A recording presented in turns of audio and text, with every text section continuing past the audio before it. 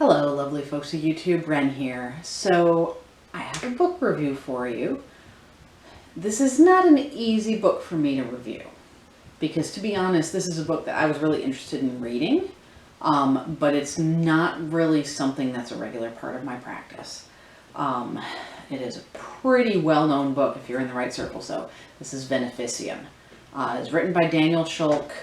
The edition that I have is the second edition, which is revised. It has some additional information added to it. It was published by Three Hands Press, which I believe is Daniel Schulk's own personal publisher that he runs as well. 2017 is the date on this book. I don't know whether that's the original version or whether that's the second edition date. I think that's for the original version. But anyway. So this book is considered to be the staple textbook for anyone who's interested in the poison path. The poison path, of course, is the path of using poisonous plants and toxins to aid in your spiritual journey. The path of self-poisoning. Obviously, it's not something that is recommended to be undertaken by the average practitioner. But this book isn't really so much a how-to book. It's an examination of those historical crossroads of where there's corollaries between witch and poisoners, which has a lot of historical background to it. So,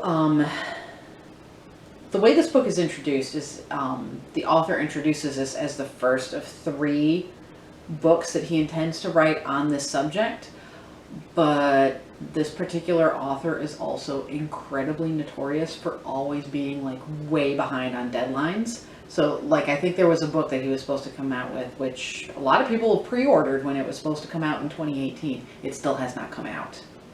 It still has not. So that's like 4 years behind on that other book, which really looked interesting to me, but I wanted to see the actual book come out before I was willing to put money into it, and thankfully that's the case, because 4 years is a long time to wait for a book that may or may not actually be written at this point. So just keep in mind that, like, although the book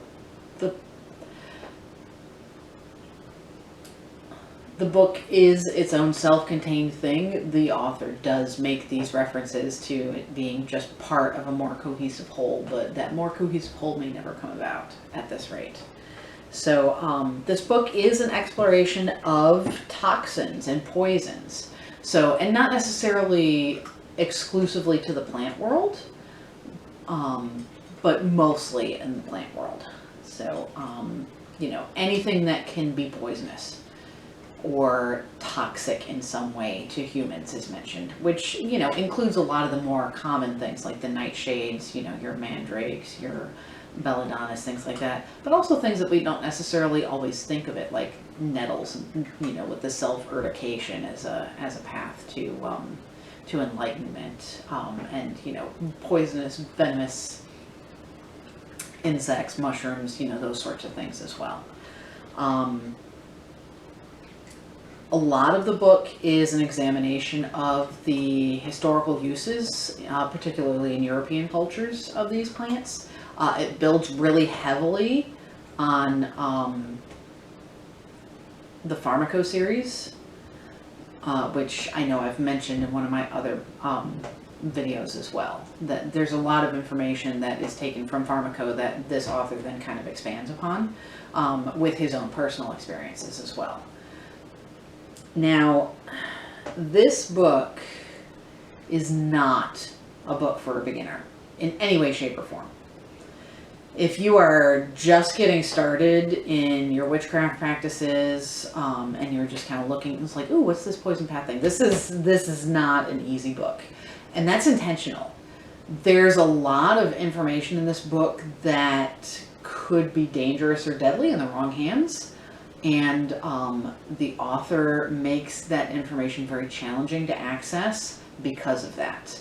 And one of the ways that this book becomes challenging is with its vocabulary level.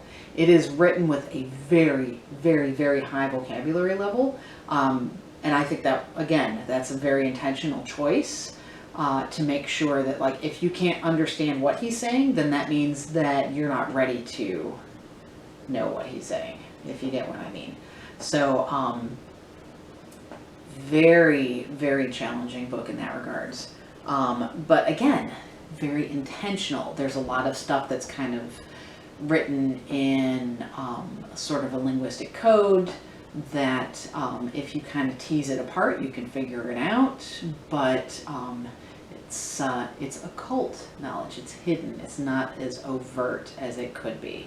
And I think the reason why is actually summed up very well in one of the author's own lines that I'm going to read you here from page 27. It says, "Other spirit roads may abide the fool, but not the dark lady of venoms, for mercy is a virtue alien to her dark droplets."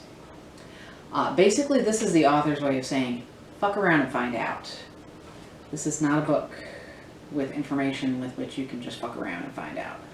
It will kill you if you misuse a lot of the plants that are talked about in this book. So, now, as a philosophical exercise, fascinating read. Absolutely fascinating. I really enjoyed reading this book. I definitely will have to read it a few more times to really get the full effect of the book, because again, it's very complex, it's very dense, and it's written very, very subtly. But yeah, as a philosophical endeavor, fabulous book. Be careful with this book, and be careful with the knowledge that it will give you, putting it into practice, because again, we are talking about poisons. Poisons will kill you. So, I think it's a great book to read.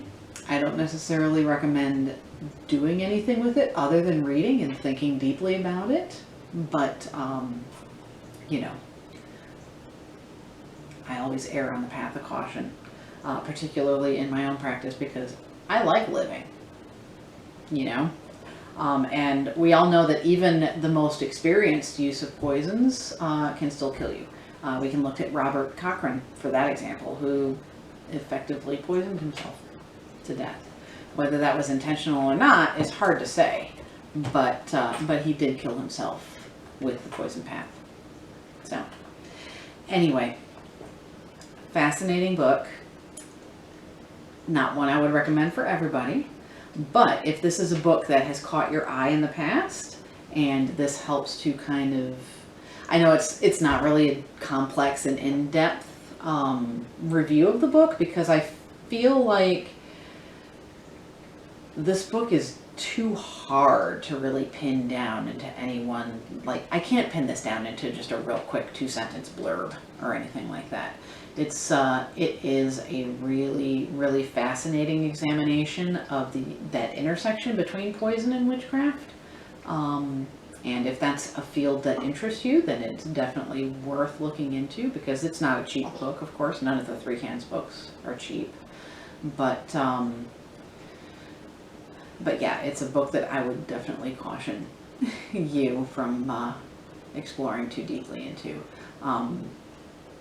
And y'all are creative. I'm sure you can find other resources that might give you more information on this book.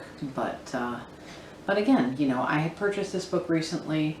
I felt that it was worth mentioning now that I have it in my collection and I have some, you know, knowledge of this book. So I'm just here to share that little bit. Now, don't really have anything else to say, honestly.